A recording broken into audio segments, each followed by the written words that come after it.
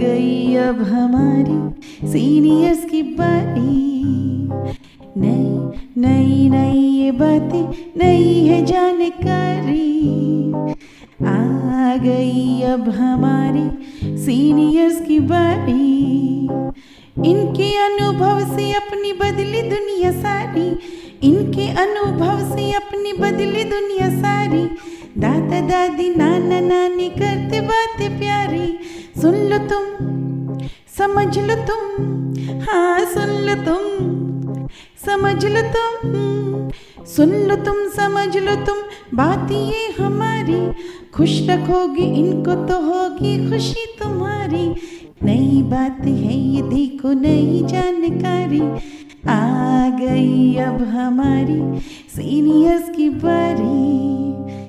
आइए कुछ पल बैठते हैं बुजुर्गों की छांव में। जो देखी है उनकी आंखों ने जिंदगी के ढेरों अनुभव। उन अनुभवों से अनुभव हम आज लेते हैं। नमस्कार दोस्तों, आप सबका स्वागत है। विज्ञान प्रसार विज्ञान और प्रौद्योगिकी विभाग, भारत सरकार एवं अलगप्पा विश्वविद्यालय कराईकुटू तमिलनाडु के संयुक्त तत्वाधान में वरिष्ठ नागरिकों द्वारा प्रस्तुत एक खास कार्यक्रम श्रृंखला अनुभव में, जिसे आकार दिया है डॉक्टर आर श्रीधर ने और मार्गदर्शन कर रही हैं कार्यक्रम की मेंटोर पूजा मुरादा। साथ ही निर्माता हैं चित्रा शर्मा और जमशेद खान, और जिसे आप सुन पा रहे हैं सामुदायिक रेडियो 90.8 FM 24 पर। और मैं हूं आरजे सनी। आज के अनुभव कार्यक्रम की जो कड़ी है, इसमें आज हम बात करेंगे डायबिटिक न्यूरोपैथी के विषय पर। और इस विषय पर जानकारी देने के लिए आज हमने आमंत्रित किया है MBBS MS in diabetes from Glasgow England से डॉक्टर कौशल जी को,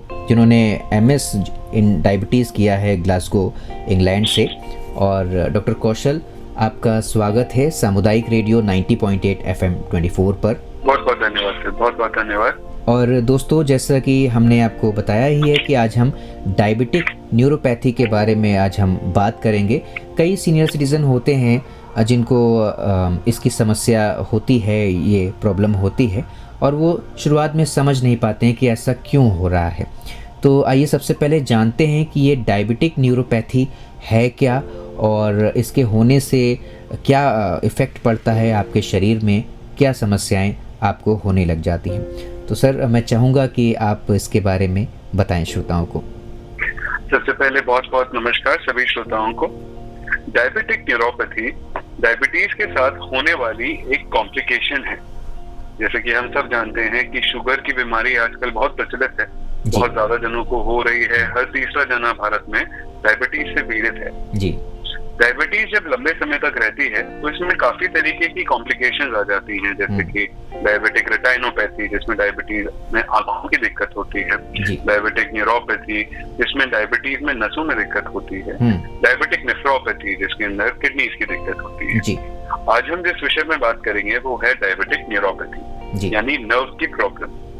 जब बहुत अनकंट्रोल डायबिटीज होती है बहुत लंबे समय से, तो वो हमारी जो नर्व एंडिंग्स होती हैं, नर्व एंडिंग्स जहाँ से हमें सेंसेशंस मिलती हैं, जैसे कि दर्द, ठंडा गर्म, इन चीजों का पता लगता है, उनको अफेक्ट कर देती है, उनको खराब कर देती है जी।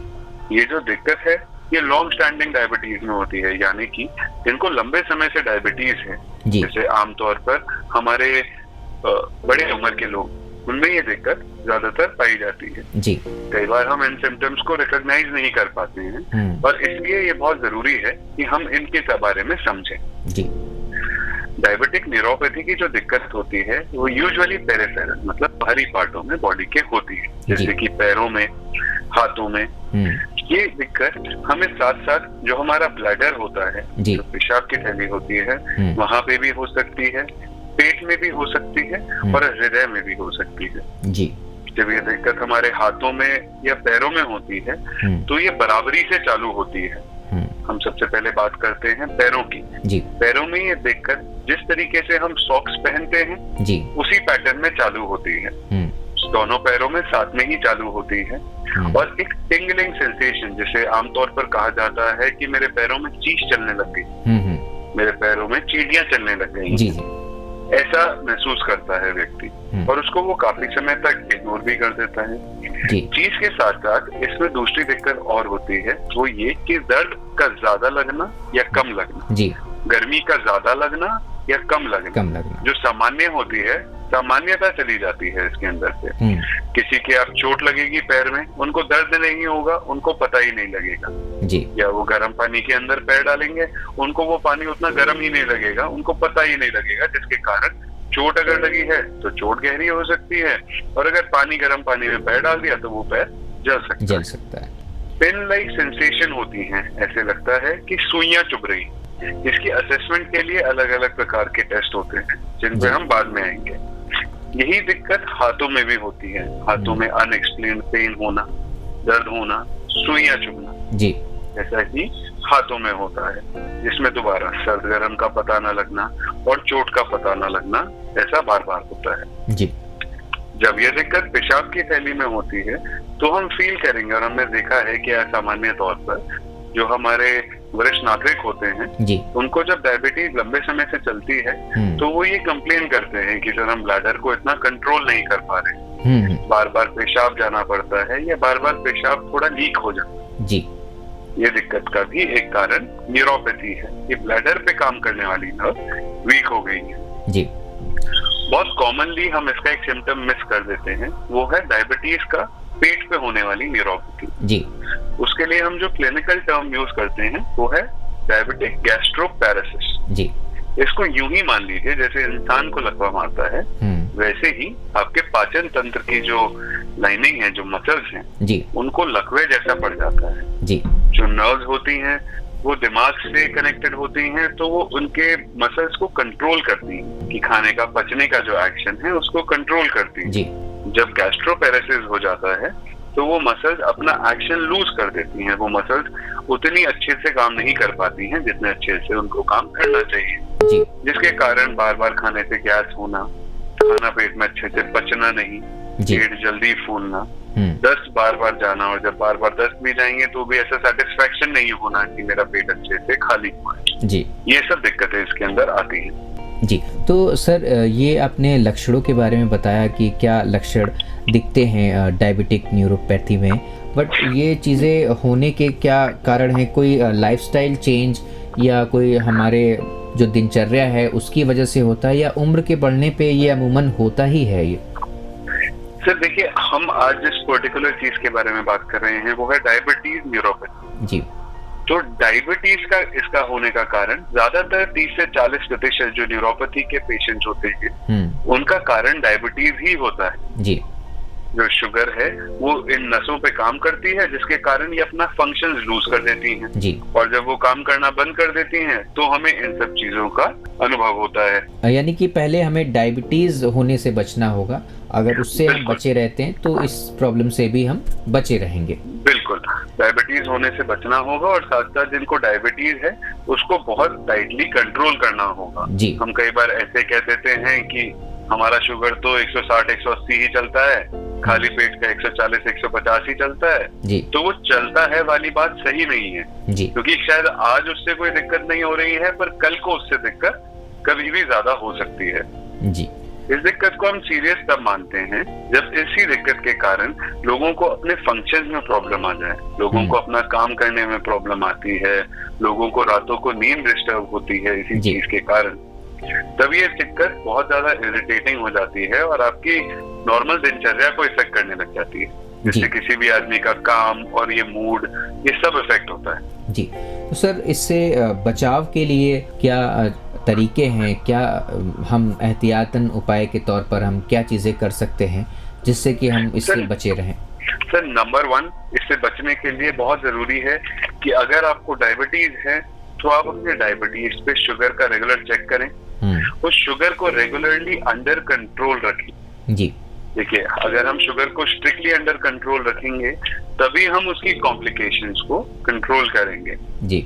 दूसरी बात, अगर आपका शुगर आपकी गोलियों से कंट्रोल नहीं हो रहा है जी, तो इंसुलिन पे जाने से कतराए नहीं, घबराए नहीं। इंसुलिन किसी भी तरीके से गोलियों से बेहतर है और वो आपकी बॉडी में इन कॉम्प्लिकेशंस को प्रिवेंट करने में भी बहुत मदद करेगा जी। एक स्टडी में पाया गया कि इंसुलिन से जो लोग डायबिटीज का ट्रीटमेंट करते हैं उनमें डायबिटिक न्यूरोपैथी का इलाज जल्दी होता है कंपेयर टू दोस्त जिनका गोलियों से इलाज चल रहा है जी। इसके अलावा हम न्यूरोपैथी के लिए अलग से भी दवाइयां देते हैं जिसकी हम आगे बात करते हैं जी।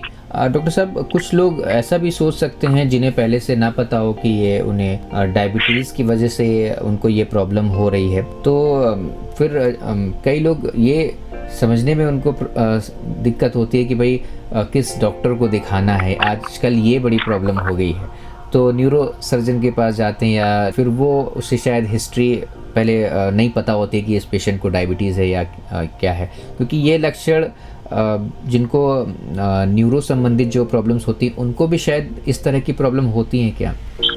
बिल्कुल ये जो न्यूरो के पेशेंट्स होते हैं उनमें भी ऐसी प्रॉब्लम्स आती हैं। जिनको पहले कभी कोई चोटें लगी हैं जिनमें उनकी नर्व इंजर हुई हैं उनको भी एक परेशानी आती है।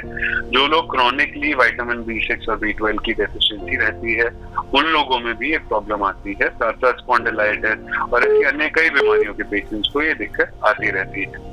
देखिए, कहीं भी जाएं तो सबसे पहले एक पेशेंट के लिए सबसे ज्यादा जरूरी ये है कि वो ओवर कॉन्शियस नहीं पर एक कॉन्शियस पेशेंट बने, यानी कि वो अपनी बीमारियों की जानकारी रखे और किसी भी डॉक्टर को कुछ भी बताने से शर्माए नहीं जी। देखिए, आज हम जैसे एक हेल्थ केयर सिस्टम में या सेटअप में काम करते हैं वहाँ ये जरूरी है समझना कि हम कोलैबोरेटिव हेल्थ के ऊपर बात करते हैं।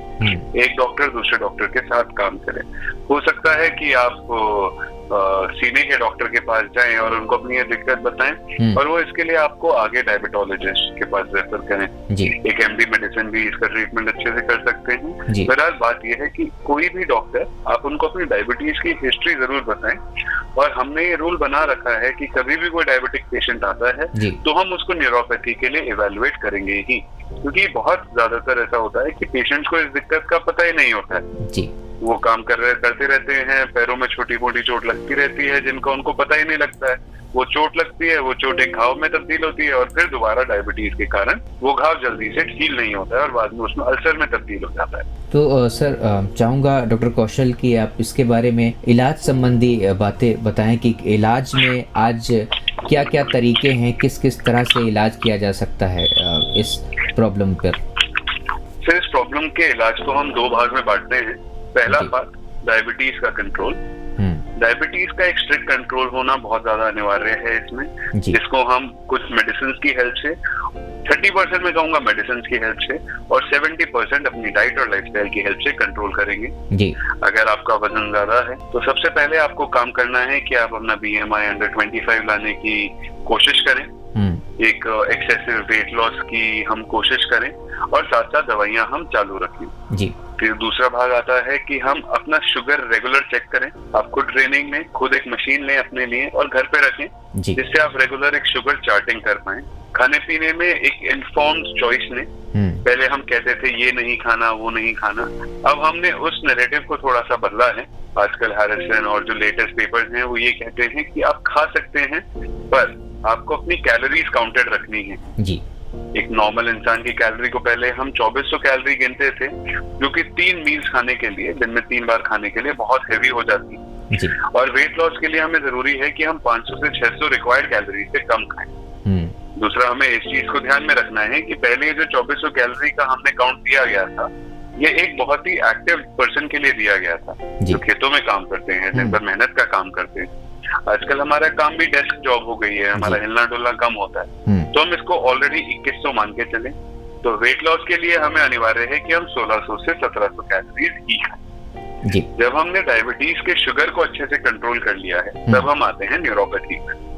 न्यूरोपैथी की ट्रीटमेंट के लिए हम अलग अलग तरीके की दवाइयां प्रिस्क्राइब करते हैं, जैसे कि ट्राइसाइक्लिक एंटी डिप्रेशन इसमें बहुत अच्छा काम करते हैं। कई लोग घबरा जाते हैं डिप्रेशन सुन के, पर वो इस दर्द में बहुत आराम देता है। इसी तरीके से SNRIs होती हैं जो कि बहुत अच्छा काम देती है। नॉर्मली हम इंडिया में गाबापेंटिन नाम की दवा होती है उसका इस्तेमाल करते हैं, उसका भी इस दर्द में काफी अच्छा रिजल्ट है जी। दोस्तों, डायबिटिक न्यूरोपैथी के बारे में जानेंगे और भी बहुत सी बातें, लेकिन अगली कड़ी में। आज के लिए बस इतना ही। सर, बहुत बहुत धन्यवाद कि आपने इतना समय निकाला और समय निकाल करके आप इस कार्यक्रम में सम्मिलित हुए, अपनी इतनी सारी जानकारियाँ साझा की डायबिटिक न्यूरोपैथी के बारे में। आपका बहुत बहुत धन्यवाद सामुदायिक रेडियो से जुड़ने के लिए। बहुत बहुत धन्यवाद सर, बहुत बहुत। दोस्तों फिलहाल आज का ये प्रोग्राम आपको कैसा लगा आप हमें ज़रूर बताइएगा fmbhiwadi@gmail.com पर। और अब वक्त हो चुका है आप सभी से विदा लेने का, तो चलिए मैं ले रहा हूँ आप सभी से इजाज़त। मैं हूँ आरजे सनी और आप सुन रहे थे सामुदायिक रेडियो 90.8 FM 24 पर अनुभव कार्यक्रम की यह खास कड़ी। नमस्कार। आप सुन रहे हैं 90.8 FM 24, आपका रेडियो आपकी धड़कन।